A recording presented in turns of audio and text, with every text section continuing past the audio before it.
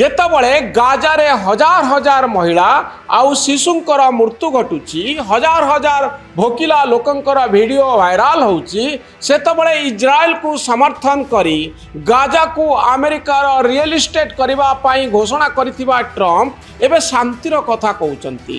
ଯେତେବେଳେ America Iran ଉପରେ ଆକ୍ରମଣ କରିଛି, ସେତେବେଳେ ବିଶ୍ୱରେ ଶାନ୍ତି ପ୍ରତିଷ୍ଠା କରିବା କ୍ଷେତ୍ରରେ ଡୋନାଲ୍ଡ ଟ୍ରମ୍ପଙ୍କର ଭୂମିକାକୁ ନେଇ ତେଲିଆ ଲୋକମାନେ ବଡ଼ ଜୋରରେ ପାଟି କରୁଛନ୍ତି। ଯେବେଠାରୁ ସେ ରାଷ୍ଟ୍ରପତି ଭାବରେ ଦ୍ୱିତୀୟବାର ନିର୍ବାଚିତ ହେଲେଣି, ସେବେଠାରୁ ଟ୍ରମ୍ପ ନୋବେଲ ଶାନ୍ତି ପୁରସ୍କାର ପାଇଁ ଏକ ବଡ଼ ଦାବିଦାର ବୋଲି କହୁଛନ୍ତି। ଏନେଇ ପରୋକ୍ଷ ଭାବରେ ସେ ଚେଷ୍ଟା ଚଲେଇ ଆସୁଛନ୍ତି। ତେଣୁ ସେ ଏହି ପୁରସ୍କାର ପାଇବା ଦରକାର।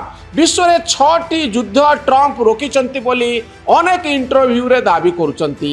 ୟାରି ଭିତରେ ଭାରତ ପାକିସ୍ତାନ ଯୁଦ୍ଧ ରୋକିଥିବା କଥା ମଧ୍ୟ ଟ୍ରମ୍ପ ବାରମ୍ବାର କହୁଛନ୍ତି। ରୋଗ ନ ଚିହ୍ନି ମେଡିସିନ ଦେବା ଯାହା, ପ୍ରକୃତ ସମସ୍ୟା ନ ବୁଝି ଶାନ୍ତି ପ୍ରତିଷ୍ଠା ନାଁରେ ନୋବେଲ ପ୍ରାଇଜ୍ ହାତେଇବା ପାଇଁ କାମ କରିବା ହେଉଛି ସେଇଆ। ଆମେରିକାର ରାଷ୍ଟ୍ରପତି ଡୋନାଲ୍ଡ ଟ୍ରମ୍ପ ଏବଂ ଭ୍ଲାଦିମିର ପୁଟିନ ଆଲାସ୍କାରେ ଭେଟିବା ସମୟର ଫଟୋଗ୍ରାଫ। ଯୁଦ୍ଧ ବନ୍ଦ ପାଇଁ ଦୁଇ ନେତା ଏକାଠି ହୋଇଛନ୍ତି। ରୁଷ ଆଉ ୟୁକ୍ରେନର ଯୁଦ୍ଧ ଜାରି ରହିଛି। ଯୁଦ୍ଧ ବନ୍ଦ କରିବା ପାଇଁ ଏହିଭଳି ଏକ ବୈଠକର ଆୟୋଜନ କରାଯାଇଛି। ସୋସିଆଲ ମିଡ଼ିଆରେ ଏକ କୌତୁହଳପୂର୍ଣ୍ଣ କଥା ଘୁରି ବୁଲୁଛି। ପୁଟିନକୁ ଲକ୍ଷ୍ୟ କରି ଟ୍ରମ୍ପ କହୁଛନ୍ତି, ତୁମେ ୟୁକ୍ରେନକୁ ନେଇଯାଅ ଆଉ ମୋତେ ନୋବେଲ ପ୍ରାଇଜ୍ ମିଳୁ। ଅର୍ଥାତ୍ ଯଥା ସମ୍ଭବ ରୁଷ ୟୁକ୍ରେନ ଯୁଦ୍ଧ ବନ୍ଦ ହୋଇଯାଉ ଆଉ ସାରା ବିଶ୍ୱ ସମ୍ମୁଖରେ ଟ୍ରମ୍ପ ଶାନ୍ତି ପ୍ରତିଷ୍ଠାର ସମ୍ମାନ ପାଆନ୍ତୁ ଆଉ ନୋବେଲ ପୁରସ୍କାର ପାଆନ୍ତୁ। ଏହି ଇଚ୍ଛା ହେଉଛି ଆମେରିକାର ରାଷ୍ଟ୍ରପତି ଡୋନାଲ୍ଡ ଟ୍ରମ୍ପଙ୍କର। ତାଙ୍କର ପ୍ରତି ପଦକ୍ଷେପ ସତେ ଯେମିତି ନୋବେଲ ପ୍ରାଇଜ୍ ପାଇବା ପାଇଁ ଉଦ୍ଦିଷ୍ଟ। ଅନେକ ରାଷ୍ଟ୍ର ମୁଖ୍ୟ ଯେତେବେଳେ ଟ୍ରମ୍ପକୁ ପ୍ରଶଂସା କରି ସେ ନୋବେଲ ପୁରସ୍କାର ପାଇବା ପାଇଁ ଯୋଗ୍ୟ ବୋଲି କୁହନ୍ତି, ସେତେବେଳେ ଟ୍ରମ୍ପଙ୍କ ମୁହଁରେ ହସ ଫୁଟିଯାଏ। ଆଉ ଏବେ ଟ୍ରମ୍ପ ଭାରତରୁ ପାକିସ୍ତାନ, କାମ୍ବୋଡିଆରୁ ଥାଇଲାଣ୍ଡ, ଆଜରବାଇଜାନରୁ ଆର୍ମେନିଆ ଶାନ୍ତି ପ୍ରତିଷ୍ଠାର କ୍ରେଡିଟ୍ ନେଇ ନୋବେଲ ପ୍ରାଇଜ୍ ଦାବି କରୁଛନ୍ତି। ପୃଥିବୀ ଇତିହାସରେ ଏଭଳି ଲୋକ ଦେଖାଣିଆ କାମ କରି ପୁରସ୍କାର ପାଇଁ ଦୌଡ଼ିବା କ୍ଷେତ୍ରରେ ଆମେରିକାର ରାଷ୍ଟ୍ରପତି ଏକ ବିରଳ ଉଦାହରଣ। ଦର୍ଶକ ବନ୍ଧୁ, ଏହି ନୋବେଲ ପୁରସ୍କାର ପାଇବା ପାଇଁ ଦୌଡ଼ ଭିତରେ ଟ୍ରମ୍ପ ରାଷ୍ଟ୍ର ଭିତରେ ଗଣ୍ଡଗୋଳର ମୂଳ କାରଣକୁ ଭୁଲି ଯାଉଛନ୍ତି। କାହିଁକି ଗଣ୍ଡଗୋଳ ହେଉଛି, ମୂଳ ସମସ୍ୟାଟି କ'ଣ? ଅନେକ କହୁଛନ୍ତି ଲକ୍ଷଣ ନ ଦେଖି, ସିମ୍ପଟମ୍ ଦେଖି। ଅନେକ କହୁଛନ୍ତି କେବଳ ଲକ୍ଷଣକୁ ଦେଖି ଅର୍ଥାତ୍ ସିମ୍ପଟମ୍କୁ ଦେଖି ରୋଗ ନ ଚିହ୍ନି ମେଡିସିନ ଦେବା ଯାହା, ପ୍ରକୃତ ସମସ୍ୟା ନ ବୁଝି ଶାନ୍ତି ପ୍ରତିଷ୍ଠା ନାଁରେ ନୋବେଲ ପ୍ରାଇଜ୍ ହାତେଇବା ପାଇଁ କାମ କରିବା ହେଉଛି ସେଇଆ। ଯେତେବେଳେ ଗାଜାରେ ହଜାର ହଜାର ମହିଳା ଆଉ ଶିଶୁଙ୍କର ମୃତ୍ୟୁ ଘଟୁଛି, ହଜାର ହଜାର ଭୋକିଲା ଲୋକଙ୍କର ଭିଡ଼ିଓ ଭାଇରାଲ ହେଉଛି, ସେତେବେଳେ ଇସ୍ରାଏଲକୁ ସମର୍ଥନ କରି ଗାଜାକୁ ଆମେରିକାର ରିଏଲ ଇଷ୍ଟେଟ୍ କରିବା ପାଇଁ ଘୋଷଣା କରିଥିବା ଟ୍ରମ୍ପ ଏବେ ଶାନ୍ତିର କଥା କହୁଛନ୍ତି। ଯେତେବେଳେ ଆମେରିକା ଇରାନ ଉପରେ ଆକ୍ରମଣ କରିଛି, ସେତେବେଳେ ବିଶ୍ୱରେ ଶାନ୍ତି ପ୍ରତିଷ୍ଠା କରିବା କ୍ଷେତ୍ରରେ ଡୋନାଲ୍ଡ ଟ୍ରମ୍ପଙ୍କର ଭୂମିକାକୁ ନେଇ ତେଲିଆ ଲୋକମାନେ ବଡ଼ ଜୋରରେ ପାଟି କରୁଛନ୍ତି। ଯେବେଠାରୁ ସେ ରାଷ୍ଟ୍ରପତି ଭାବରେ ଦ୍ୱିତୀୟବାର ନିର୍ବାଚିତ ହେଲେଣି, ସେବେଠାରୁ ଟ୍ରମ୍ପ ନୋବେଲ ଶାନ୍ତି ପୁରସ୍କାର ପାଇଁ ଏକ ବଡ଼ ଦାବିଦାର ବୋଲି କହୁଛନ୍ତି। ଏନେଇ ପରୋକ୍ଷ ଭାବରେ ସେ ଚେଷ୍ଟା ଚଲେଇ ଆସୁଛନ୍ତି। ନୋବେଲ ଶାନ୍ତି ପୁରସ୍କାର ପାଇଁ ସେ ବିଭିନ୍ନ ଦେଶ ମୁଖ୍ୟଙ୍କୁ ମଧ୍ୟ କୂଟନୈତିକ ସ୍ତରରେ ଲୋଭ ଦେଖାଉଛନ୍ତି। ଟ୍ରମ୍ପ କହିବା କଥା, ସେ ବିଶ୍ୱରେ ଶାନ୍ତି ପ୍ରତିଷ୍ଠା ପାଇଁ ଜୋରଦାର କାମ କରୁଛନ୍ତି। ତେଣୁ ସେ ଏହି ପୁରସ୍କାର ପାଇବା ଦରକାର। ବିଶ୍ୱରେ 6ଟି ଯୁଦ୍ଧ ଟ୍ରମ୍ପ ରୋକିଛନ୍ତି ବୋଲି ଅନେକ ଇଣ୍ଟରଭ୍ୟୁରେ ଦାବି କରୁଛନ୍ତି। ୟାରି ଭିତରେ ଭାରତ ପାକିସ୍ତାନ ଯୁଦ୍ଧ ରୋକିଥିବା କଥା ମଧ୍ୟ ଟ୍ରମ୍ପ ବାରମ୍ବାର କହୁଛନ୍ତି। ଅତୀତରେ ଆମେରିକାର 4 ଜଣ ରାଷ୍ଟ୍ରପତି ଶାନ୍ତି ପ୍ରତିଷ୍ଠା ପାଇଁ ନୋବେଲ ଶାନ୍ତି ପୁରସ୍କାର ପାଇଛନ୍ତି। ଟ୍ରମ୍ପ ଚାହୁଁଛନ୍ତି ପଞ୍ଚମ ରାଷ୍ଟ୍ରପତି ଭାବରେ ସେ ଏହି ପୁରସ୍କାର ପାଇବେ। କାରଣ ସେ 6ଟି ଯୁଦ୍ଧ ରୋକି ବିଶ୍ୱରେ ଶାନ୍ତି ପ୍ରତିଷ୍ଠା କରିଛନ୍ତି।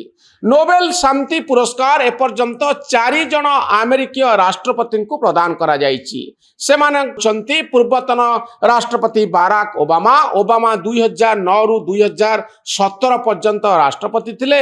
ବିଶ୍ୱରେ ଶାନ୍ତି ପ୍ରତିଷ୍ଠା କରିବା କ୍ଷେତ୍ରରେ ତାଙ୍କର ଯୋଗଦାନ ଥିବାରୁ ତାଙ୍କୁ ଏହି ପୁରସ୍କାର ମିଳିଥିଲା। ପୂର୍ବତନ ଆମେରିକାର ରାଷ୍ଟ୍ରପତି ଜିମି କାର୍ଟରଙ୍କୁ 2002 ମସିହାରେ ନୋବେଲ ଶାନ୍ତି ପୁରସ୍କାର ମିଳିଥିଲା। କାର୍ଟର 1977ରୁ 1981 ପର୍ଯ୍ୟନ୍ତ ଆମେରିକାର ରାଷ୍ଟ୍ରପତି ଥିଲେ। ସେ ରାଷ୍ଟ୍ରପତି ଥିବା ସମୟରେ ଇଜିପ୍ଟ ଇସ୍ରାଏଲ ଶାନ୍ତି ଚୁକ୍ତି ସ୍ୱାକ୍ଷରିତ ହୋଇଥିଲା। ଉଡ୍ରୋ ୱିଲସନଙ୍କୁ 1919 ମସିହାରେ ନୋବେଲ ପୁରସ୍କାର ମିଳିଥିଲା। ୱିଲସନ 1913ରୁ 1921 ପର୍ଯ୍ୟନ୍ତ ରାଷ୍ଟ୍ରପତି ଥିଲେ। ସେ ପ୍ରଥମ ବିଶ୍ୱଯୁଦ୍ଧ ପରେ ବିଶ୍ୱରେ ଶାନ୍ତି ପ୍ରତିଷ୍ଠା ପାଇଁ କାର୍ଯ୍ୟ କରିଥିବାରୁ ତାଙ୍କୁ ଏହି ପୁରସ୍କାର ମିଳିଥିଲା। ଥିଓଡର ରୁଜଭେଲ୍ଟଙ୍କୁ 1906 ମସିହାରେ ନୋବେଲ ଶାନ୍ତି ପୁରସ୍କାର ମିଳିଥିଲା। ରୁଜଭେଲ୍ଟ 1901ରୁ 1909 ପର୍ଯ୍ୟନ୍ତ ଆମେରିକାର ରାଷ୍ଟ୍ରପତି ଥିଲେ। ସେ ରୁଷ ଆଉ ଇଜିପ୍ଟ ମଧ୍ୟରେ ଯୁଦ୍ଧ ବିରତି ପାଇଁ ଶାନ୍ତି ଚୁକ୍ତି ସ୍ୱାକ୍ଷରିତ କରିବା କ୍ଷେତ୍ରରେ ମଧ୍ୟସ୍ଥତା କରିଥିଲେ। ସେଥିପାଇଁ ତାଙ୍କୁ ଏହି ପୁରସ୍କାର ମିଳିଥିଲା।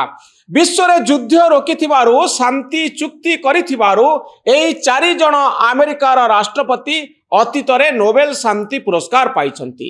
ତେଣୁ ଡୋନାଲ୍ଡ ଟ୍ରମ୍ପ ଏହି ପୁରସ୍କାର ପାଇଁ ଏବେ ବଡ଼ ଦାବିଦାର ବୋଲି କହୁଛନ୍ତି। ତାଙ୍କର କୂଟନୈତିକ ପ୍ରୟାସ ଏବଂ ଶାନ୍ତି ପ୍ରତିଷ୍ଠା ପାଇଁ କାର୍ଯ୍ୟ ନୋବେଲ ଶାନ୍ତି ପୁରସ୍କାର ପାଇବାର ବଡ଼ ଯୋଗ୍ୟତା। ଏହା ହେଉଛି ଟ୍ରମ୍ପ ସମର୍ଥକମାନଙ୍କର ଯୁକ୍ତି। ତାଙ୍କ ସମର୍ଥକମାନେ ସୋସିଆଲ ମିଡ଼ିଆରେ ଏନେଇ ଜୋରଦାର ପ୍ରଚାର ଆଉ ପ୍ରସାର କରୁଛନ୍ତି। ଏପରିକି କିଛି ଦେଶ ଏବଂ ବିଶିଷ୍ଟ ବ୍ୟକ୍ତିମାନେ 2026 ନୋବେଲ ଶାନ୍ତି ପୁରସ୍କାର ପାଇଁ ଟ୍ରମ୍ପଙ୍କୁ ମନୋନୀତ କରିଛନ୍ତି। ଟ୍ରମ୍ପଙ୍କର କୂଟନୈତିକ ପ୍ରୟାସ ଯୋଗୁଁ ଅନେକ ଯୁଦ୍ଧ ବନ୍ଦ ହୋଇଥିବାର କଥା ସେମାନେ ଦାବି କରୁଛନ୍ତି। ଇସ୍ରାଏଲ ୟୁଏଇ ଶାନ୍ତି ଚୁକ୍ତି ହେଉଛି ଆନ୍ତର୍ଜାତୀୟ ସ୍ତରରେ ଶାନ୍ତି ପ୍ରୟାସ। ଆର୍ମେନିଆ ଆଜରବାଇଜାନ ଯୁଦ୍ଧ ରୋକିବା କ୍ଷେତ୍ରରେ ଟ୍ରମ୍ପ ବଡ଼ ଭୂମିକା ନେଇଛନ୍ତି ବୋଲି ଦାବି କରୁଛନ୍ତି। ଏହି 2 ଦେଶ ମଧ୍ୟରେ ଚଳିତ ବର୍ଷ ଶାନ୍ତି ଚୁକ୍ତି ସ୍ୱାକ୍ଷରିତ ହୋଇଥିଲା। ଏହି 2 ଦେଶର ମୁଖ୍ୟଙ୍କୁ ଟ୍ରମ୍ପ ହ୍ୱାଇଟ୍ ହାଉସ୍ ନେଇଥିଲେ। ଏକ ଶାନ୍ତି ଶିଖର ସମ୍ମିଳନୀର ଆୟୋଜନ କରାଯାଇଥିଲା, ଯେଉଁଠାରେ ଆର୍ମେନିଆ ଆଉ ଆଜରବାଇଜାନ ମଧ୍ୟରେ ଶାନ୍ତି ଚୁକ୍ତି ସ୍ୱାକ୍ଷରିତ ହୋଇଥିଲା। ଟ୍ରମ୍ପ ପୁଣି ଦାବି କରନ୍ତି ଯେ ସେ କାମ୍ବୋଡିଆ ଥାଇଲାଣ୍ଡ ମଧ୍ୟରେ ଯୁଦ୍ଧ ବିରତି ଘୋଷଣା କରିଛନ୍ତି। 2025ରେ କାମ୍ବୋଡିଆ ଆଉ ଥାଇଲାଣ୍ଡ ମଧ୍ୟରେ 5 ଦିନିଆ ସଂଘର୍ଷର ଅନ୍ତ ଘଟିଥିଲା। ସୀମାକୁ ନେଇ 2 ଦେଶରେ ଥିବା ବିବାଦର ସମାଧାନ ପାଇଁ ଟ୍ରମ୍ପ ମଧ୍ୟସ୍ଥତା କରିଥିଲେ। ଏହି 2 ଦେଶର ସୀମା ବିବାଦରେ 43 ଜଣଙ୍କର ମୃତ୍ୟୁ ହୋଇଥିଲା ଏବଂ 3 ଲକ୍ଷ ଲୋକ ବିସ୍ଥାପିତ ହୋଇଥିଲେ। ଟ୍ରମ୍ପ ରୁଆଣ୍ଡା ଆଉ ଡେମୋକ୍ରାଟିକ ରିପବ୍ଲିକ ଅଫ କଙ୍ଗୋ ମଧ୍ୟରେ ଯୁଦ୍ଧ ବନ୍ଦ କରିଥିବାର କଥା ଦାବି କରୁଛନ୍ତି।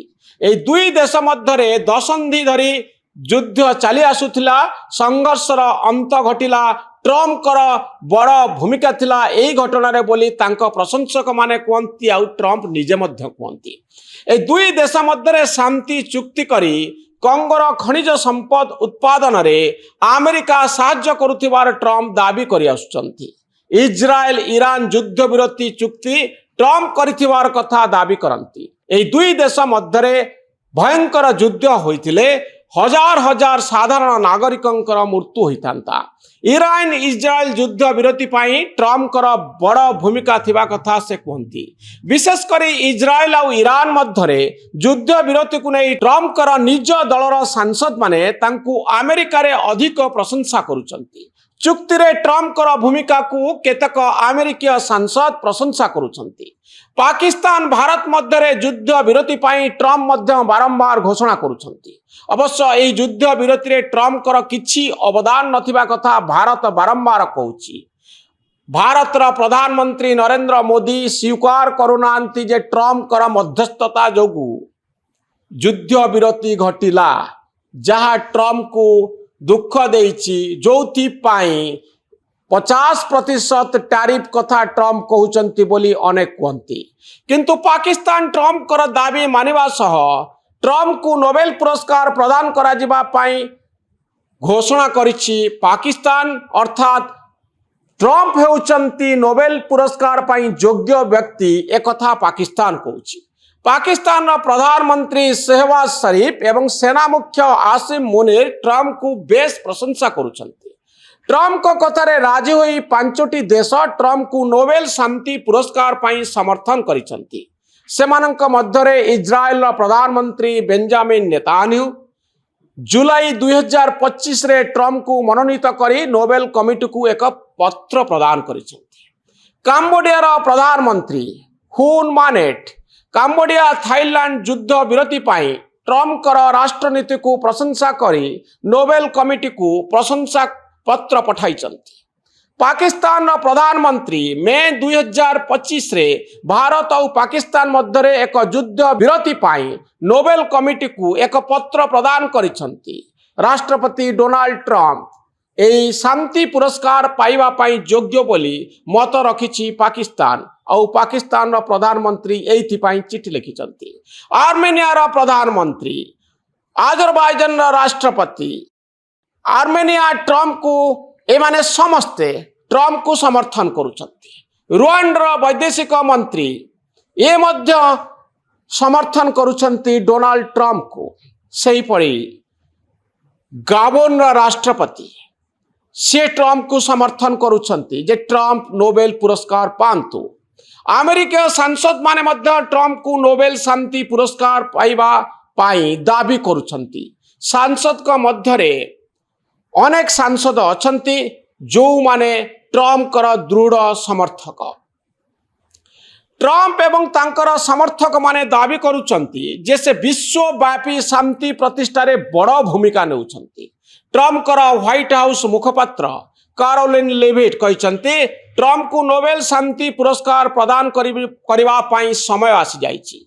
सेहीपरि हिलारी क्लिंटन जे कि ट्रंप को विरोध रे राष्ट्रपति निर्वाचन लड़ीथिले से एक पॉडकास्ट रे कहचंती जे जदि ट्रंप रूसिया यूक्रेन मध्यरे युद्धर अंत घटाई पारंती तेबे से ट्रंप को नोबेल शांति पुरस्कार पाई मनोनीत करिवे।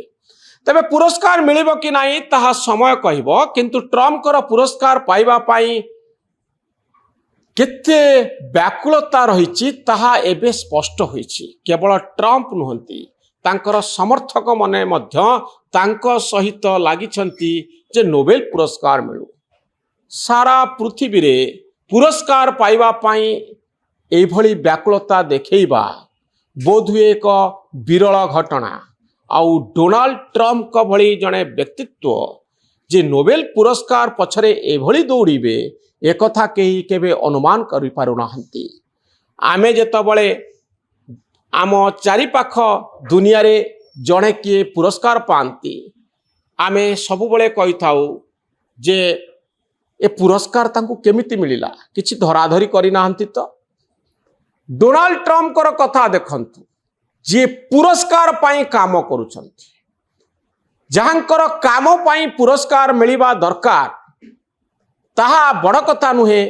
सबुठारु बड़ कथा होउची डोनाल्ड ट्रंप को पाई जे से नोबेल पुरस्कार पाई काम करुछंती, देश देश भितरे शांति प्रतिष्ठा पाई चेष्टा करुछंती, कारण तांकु नोबेल पुरस्कार मिली पारे। एई लक्ष्य हेउची नोबेल पुरस्कार। ए भिडियोटी आपनकु केमती लागिला मतामत रखिबे। आम चैनल न्यूज रूम को सब्सक्राइब करिवे। आम भली सांबादिक माननकु उत्साहित करिवा पाई मु आपनकु अनुरोध करिबी। धन्यवाद, नमस्कार।